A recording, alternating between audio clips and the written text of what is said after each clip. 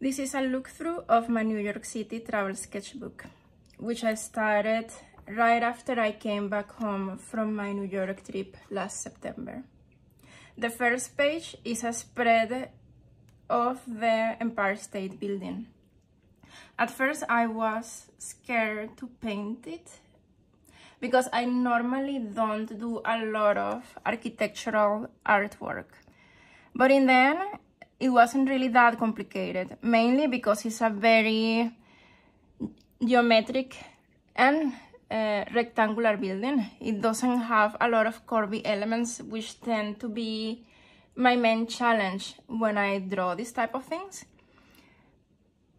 The complication came more with trying to get the texture of the building right, because it's mainly concrete with windows, and I wanted to have those details without going overboard painting individual windows.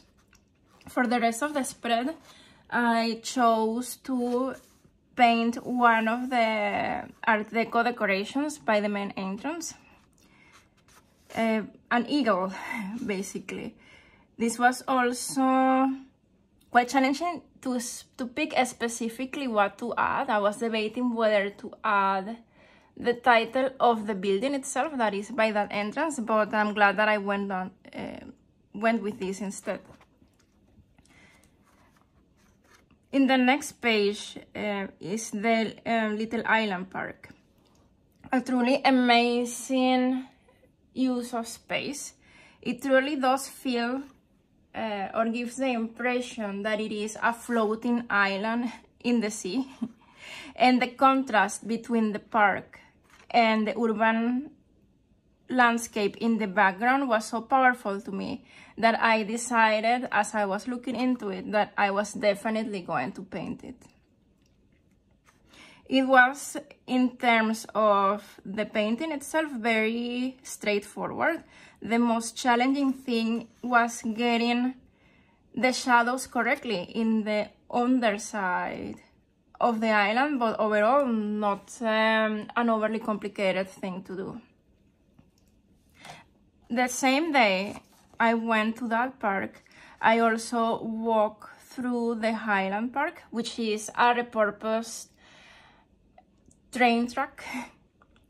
And for that one, the thing that caught my imagination the most was the fact that it is basically a very long park, a road with plants surrounded by buildings. So for that, I wanted to really paint how it looks like from above. And that's why I did this bird's eye view with the tracks and showing the elements it has, because it's also not a flat park by itself.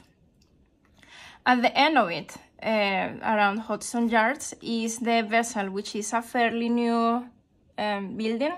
I didn't get to come inside because it's been closed indefinitely since the beginning of 2022, but it's still a very eye-catching building, and I wanted to portray it, especially all the movement there is around this part. And also how it felt to me to walk through that, because I was really engaged by walking through New York surrounded by greenery and being able to see normal residential buildings and also see skyscrapers in the background. This is the edge with the observatory deck, which I think is fairly new.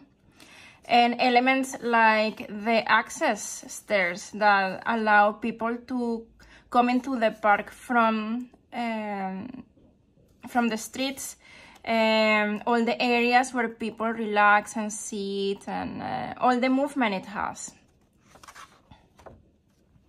One thing that I definitely had to add to my sketchbook was the Statue of Liberty. I was certain that it was going to be a two-parter. First, a landscape and also a close-up of it. For the landscape, I chose to do it such that it's not just the statue in the spread, but also other iconic landmarks like the new World Trade Center building. This one was technically more complicated than I expected it to be because I couldn't, for some reason, get the illusion of depth right. So I remember going back like 2 times to get these shadows right, to give the impression that it truly is a 3-dimensional thing.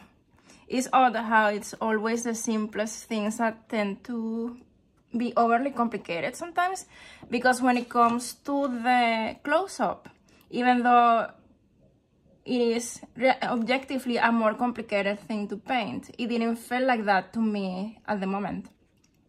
I'm still shocked by how closely the likeness is to the actual statue, and how close I got to get the correct shading to give it the depth it truly has.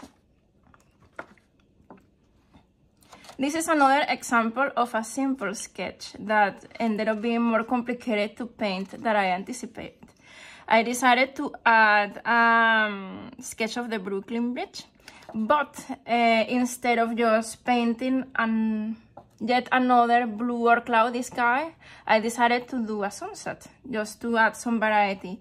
And it was through adding the sunset that I struggled like crazy, because I couldn't get the right gradation I wanted to add. And when it comes to this type of paper, once you add layers and want to add another one, sometimes it just gets messy because the pigment is very easy to lift. So you have to be very careful with that. I wasn't used back then to paint in this type of surface. I normally just use 100% cotton paper, and I think truly that was the issue. Overall, I do like it because of the contrast in the colors I have. For this one, I was so uncertain whether to add it or not due to the subject, because I struggled to think of the 9/11 memorial as a tourist landmark. In the end, I decided to add it anyway. First, because I really liked how it looked that day. I went on a very sunny day, and you could see the reflection of the sky perfectly in the building. And also because at the end of the day, the whole purpose of painting this was to have all the memories I had of the trip, and this was part of it. I was staying in a hotel close to 5th Avenue and also the Rockefeller Center, and the first thing I saw when I went out for sightseeing was the St. Patrick's Cathedral. I love the look and how out of place it feels to have a cathedral in the middle of New York, and wanted to paint it, but was a bit afraid of the challenge because it's one of these motifs that, because it has so many details, I tend to get lost in the details. And well, it did happen here, not once but twice. My first attempt is covered by this postcard, and it was a complete mess. I ended up getting lost into trying to get the right colors and shades and portraying every single little crevice in the church. In the end, I gave up and just tried again with aquarellable graphite. I think if I were to do it again today, it would come out better, but I'm just letting it be for the time being. And yeah, it was an interesting practice into learning to simplify complicated things. I also added this little yellow cap because they are so present in New York that is definitely a thing that has to be part of it. For the Rockefeller Center itself, I went back and forth whether to paint the buildings themselves. But the thing is that I found those buildings, those towers, to be extremely boring look-wise and hard to even point out, like the shape and such. So I decided to simply paint what I like the most of the entire center, which was the skating rink. Every time I came out of the hotel, I couldn't help but check to see the people skating, dancing, and having fun. So I decided to portray that. I was also trying to improve my mastery of adding human figures to my landscapes. So this was a nice practice in that sense. It was also fun to add my favorite flags to the painting. Here's the Dominican, the Venezuelan, and the Norwegian flag. Oh, and the Spanish one. So I really wanted to add that. Central Park, I wasn't so sure what angle to choose for this or what specific spot of it to add. I went with the San Remo building because it's very eye-catchy, and overall it is a just okay painting. I think it was a mistake to pick this angle because it's so front-facing that it gives the impression of being just flat. So it has less dynamism that I would have wanted. I also attempted and failed to get a good sketch of Bethesda Terrace, which was the area I spent the most time in Central Park. I think this sketch went wrong in the terrace, in the fountain itself. I just got the proportions of the pond wrong, and then after that there was no saving it. I did like how the human figures I did came out, so there's that. Since then, I started to paint my favorite things from the Natural History Museum. So far, I just have one completed, which is a portrait of the elephants in the zoologic exhibition.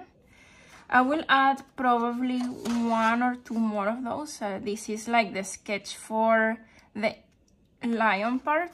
I'm thinking of adding some artifacts maybe, and to round up the sketchbook, some everyday New York type of scenes. I haven't decided yet, but for now this is all I have.